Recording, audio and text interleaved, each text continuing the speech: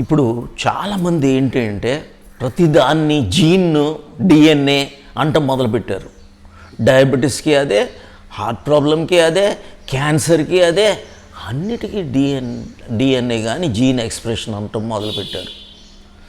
ఆ gene expression ఎప్పుడంటే మీరు అదే యాటిట్యూడ్ని, అదే లైఫ్ స్టైల్ని, అదే ఫుడ్ని, అదే స్ట్రెస్ని, అదే అనిద్రని ఉంటే మీకు గ్యారంటీగా అయ్యే వస్తాయి. ఇప్పుడు రీసెర్చ్ కనుక్కున్నది ఏంటి అంటే, బ్లాక్బర్న్ అనే ఒక సైంటిస్ట్ కనుక్కున్నాడు ఏంటి అంటే,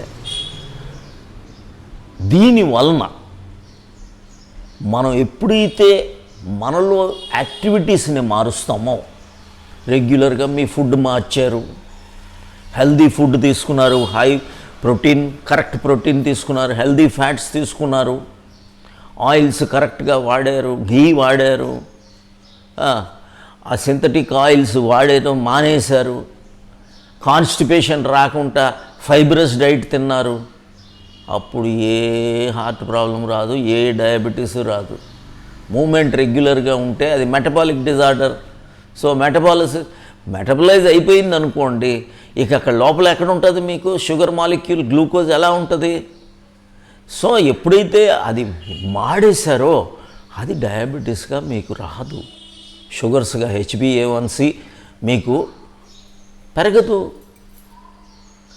మీరు సాధ్యమైనంత వరకు కొలెస్ట్రాల్ అలాగే ఉండేటట్టు, ఎక్కడైతే కొలెస్ట్రాల్ ఈజ్ నాట్ రాంగ్, ఏ విధంగా మీరు బర్న్అవుట్ చేయాలి, దాన్ని బర్న్అవుట్ చేస్తే అప్పుడు కరెక్ట్ అది. అంతేగాని రాంగ్గా వెళ్ళిపోతుంది. క్యాన్సర్ ఉన్నది, అమ్మ ఏవేవి రాంగ్ తినాలో ఎక్కువ కాలిపోయినవి తింటాం, ఆ కాలిపోయినవి అలాంటివి తింటే కరెక్టా? కాలిపోయినవి తింటే ఏమవుతుంది మీకు? అప్పడాలని కాల్చుకోవడం, ఉడియాలని కాల్చుకోవటం, లేకపోతే ఒక వంకాయని కాల్చి వంకాయ పచ్చడి తినటం, దానివలన క్యాన్సర్లు కాదా వచ్చేది? So this is the main issue. Plastics avoid చేయండి. పాలు తీసుకుంటే, ఆఖరికి బ్రష్ తీసుకుంటే, బకెట్ తీసుకుంటే మొత్తం ప్లాస్టిక్స్ని, సింథటిక్ మాలిక్యూల్స్ని తగ్గించారు. Nothing will happen. మూమెంట్ని పెంచండి, స్ట్రెస్ని తగ్గించండి, నిద్రని కరెక్ట్గా ఉంచండి, రైట్ ఫుడ్ని తినండి. No more gene will not touch you.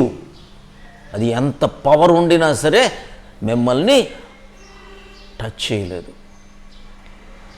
ఏదైతే మ్యూజిక్, మీకు ఏ మ్యూజిక్ కావాలా, ఏ నెక్స్ట్ దానికి వెళ్ళిపోవచ్చు, ప్రీవియస్ దానికి వెళ్ళిపోవచ్చు. మీకు ఆ పాట ఉందని మీరు అది వేస్తే కదా పాడేది. కాబట్టి ఇదంతా కరెక్ట్గా తెలుసుకోండి. సాధ్యమైనంత వరకు మీరు ఎప్పుడైతే ఇలా ఉంటారో you can win over your gene. Epigenetics అంటే ఇదే.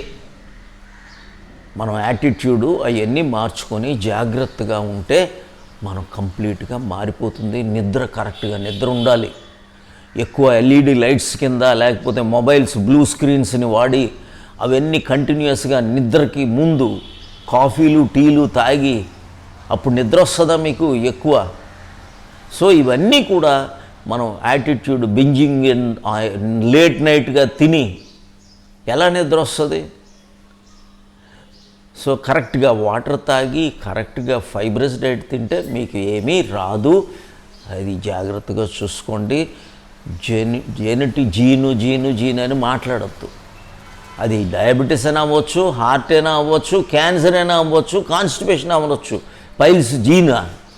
నువ్వు కూర్చుంటే జీనే అది. నువ్వు తినటం రాంగ్ అయితే అది జీనే. మనం చేసే తప్పులకి అదేదో అది అంతా కూడా మీరు చూసుకోండి. ఇది ఒక్క విషయాన్ని గుర్తుపెట్టుకొని అది జాగ్రత్తగా ఉంటే జీన్ ఎక్స్ప్రెషన్ కాదు, మీరు మార్చుకోవచ్చు. అదే విధానం మనం ఫాలో అయితే మనకు వచ్చేస్తాయి. మార్చుకోండి. I wish you all the best. Thank you very much. God bless you.